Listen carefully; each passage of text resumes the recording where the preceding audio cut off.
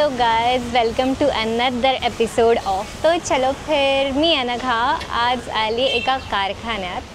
असा तसा कारखाना नाही आहे, गणपती बाप्पांच्या मूर्तीचा कारखाना आहे आणि हा कारखाना आहे 80 वर्ष जुना. हा आहे ठाण्यात आणि मेन म्हणजे ठाण्यातल्या लोकांना ही जागा खूप नोन आहे कारण हा खूप जुना कारखाना आहे आणि ह्यांच्याकडे 7 ते 8 हजार मूर्त्या वर्षाला बनतात. ठीक आहे, तर आपण आज जाऊन बघूयात कुठल्या कुठल्या टाईपच्या मूर्त्या आहेत ह्यांच्याकडे. मी आत्ता आली आहे बॅकच्या एंट्रन्सने. तर आता इकडे मूर्तिकाम ऑलरेडी चालू आहे. इकडे तुम्ही बघू शकतात, इकडे त्यांचं रंगकाम चालू आहे. पूर्ण सुंदरशा मूर्ती आहेत.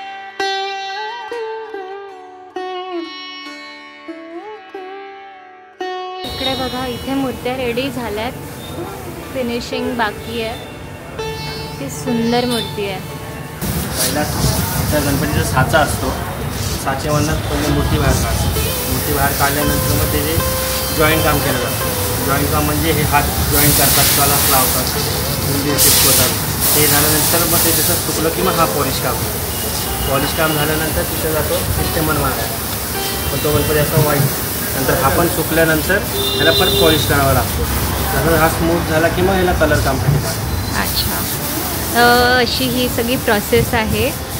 आता आज जाऊन बघूया, तिथे पण कलरिंगचं काम चालू आहे. चला, इकडे पण कलरिंगचं काम चालू आहे.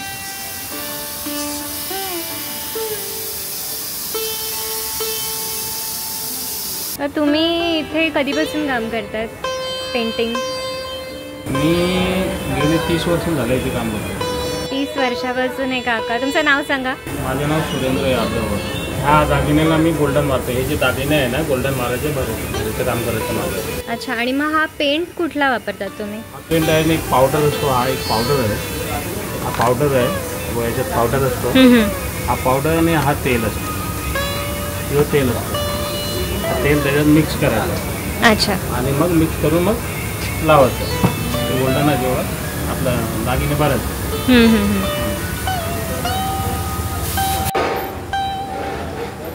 या सेक्शनमध्ये मूर्त्या रेडी ठेवल्या आहेत आणि खाली कलरिंगचं काम चालू आहे. काही मूर्त्या तिकडे बघू शकता तुम्ही रेडी आहेत आणि इथे रंगकाम चालू आहे. आणि मग इथे किती सेक्शन्स आहेत असे, म्हणजे 10-12-13 आहेत. आणि इकडे अशा म्हणजे मी बघितल्यात की अशा एकदम सिम्पल अशा मूर्त्या, म्हणजे असं मोरावर बसलेला आहे किंवा उंदरावर बसलेला आहे असं नाही, खूप असे सिम्पल मूर्ती दिसतात मला. सिम्पल आमच्याकडे जास्त आहे, जे हे नाही एकदम सिम्पल मूर्ती आमच्याकडे असते.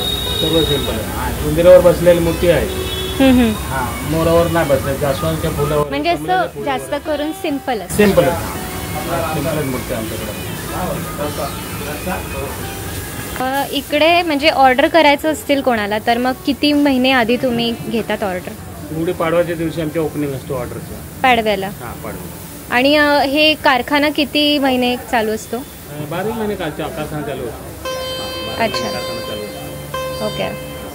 सो तुम्हाला जर इथे ऑर्डर करायची असेल तर इकडे 12 महिने हे चालू असतो. गुढीपाडव्याला ओपन होतं. तर आपण दुसरीकडे जाऊया. दुसऱ्या सेक्शनमध्ये आली आहे मी. इकडे पण काम चालू आहेत आणि इथे मी थोडी वेगळ्या प्रकारची मूर्ती बघितली आहे. सुंदर मूर्ती आहे.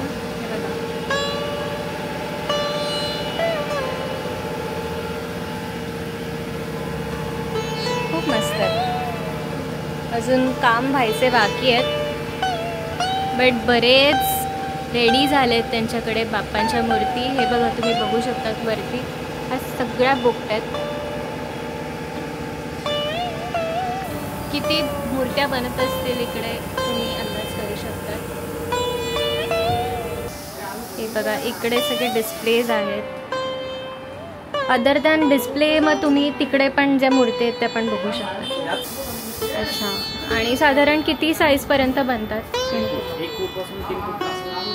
1 फूट ते 3 फूट, म्हणजे आधीपासून तेवढेच साईज मेंटेन. इकडे पण आहेत मूर्त्या. 3 फूटच्या इथे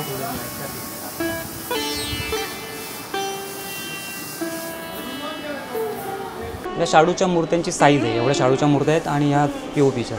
अच्छा, तुमच्याकडे दोन्ही मिळतात? दोन्ही शाडूच्या आहेत ते ठेवलेले. ह्या सगळ्या शाडूच्या मूर्ती आहेत. आणि साधारण मग रेंज काय आहे सगळ्याची? शाडूचा हा सर्वात पहिली साईज 13 इंचाचा हा 4200 रुपयाचा आहे. तर 2024मध्ये त्यावर्षी वाढेल. म्हणजे साईजच्या अकॉर्डिंग मूर्त्या चेंज. त्याच्यानंतर 16 इंचा 5300 अशी प्राईस यावर्षी. माझं नाव सुभाष अनंत बोडुंचकर. आणि हे जे पूर्ण कारखाना आहे तुम्ही कधीपासून चालवतात? 1938 सालापासून वडिलांनी कल्याणचे आमचे नातेवाईक आहेत DP लॉ, त्यांच्याकडे ते गणपती शिकले आणि त्यांच्याकडे काही दिवस त्यांनी गणपती मोजकेच बनवले. त्याच्यानंतर ठाण्यामध्ये आनंद दिघेचं ऑफिस आहे, तिकडे फडकेंचं हे होतं, तिकडे मग कारखाना चालू केला. आणि मग ही 1945 साली जागा घेतल्यानंतर इकडे आल्यानंतर इकडे चालले. अच्छा, आणि इथे साधारण किती आर्टिस्ट असतील, किती जण इथे काम करतात? तिकडे कमी कमी 30-35 जण काम करतात. तुमच्या तशा किती मूर्त्या बनतात? हे बघा, आधी आमच्याकडे करोनाच्या आधी कमी काही 7,000-7,500 हजार मूर्ती बनत होत्या. पण आता करोनानंतर खूप मूर्ती कमी झाल्या. म्हणजे लोक गणपती मांडायला कारण जो तो आता मास्टरने माती आणि प्लॅस्टिकच्या याच्यामध्ये लोकांचं हे झालं, कन्फ्युजन झालं. कारण विसर्जन करायला नाही मिळालं त्यामुळे लोक काय करतात, चांदीचा गणपती घरात मांडतात आणि सुपारी पिपारी विसर्जन करतात. अच्छा, आणि शाडूच्या तशा किती बनतात इथे? आणि POPच्या खूप कमी बनतात. जर त्या शाडूची मूर्ती एक बनत आहे तर प्लॅस्टिकच्या 5 बनतात. एका दिवसात एकच मूर्ती बनते. अच्छा, ओके. आणि टाइम लिमिटमुळे एवढ्या मूर्ती बनवू शकत. तर पुढे जर गव्हर्नमेंटने कंपल्सरी मातीचं केलं तर खूप लोकांना गिऱ्हाईकांना गणपती मिळणार नाही. अच्छा, बरोबर. पूर्वी आमचा मेन धंदा म्हणजे आम्ही लोअर्स होता, त्यामुळे आमचा टांगे आणि बैलगाडी असंच काम. मग पावसाळ्यात काहीच काम नव्हतं. मग त्यावेळी काय करणार, मग वडिलांनी म्हणलं हे जाऊन शिकू आपण गणपतीचं काम. आणि मग सुरुवात झाली हळूहळू. आधी एकदमच कमी होती गणपती, एक 50-30-35 गणपतीचे. आता खूप संख्या वाढत आहे. कारण दिवसेंदिवस आधी पांढरपेशामध्ये आपला मराठी माणूस जास्त गणपती वाढतो. हो, बरोबर. आता सार्वजनिक आणि सोसायटीमध्ये खूप गणपती वाढतात.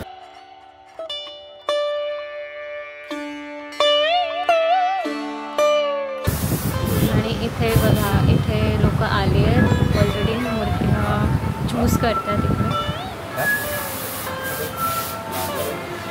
बघा, मस्त गौरी आहे, खूप सुंदर अशी मूर्ती आहे. आणि इथे डिटेलिंग करतात, ते गोल्डनचं काम करतात. किती सुंदर मूर्त्या आहेत. आणि खाली सगळ्यांची नावं मेन्शन केली आणि साईजेस मेन्शन केल्या आहेत. खूपच सुबक मूर्ती आहे, डिटेलिंग पण खूप मस्त आहे. आणि इथे वर्षाला 7,000 ते 8,000 मूर्त्या बनतात.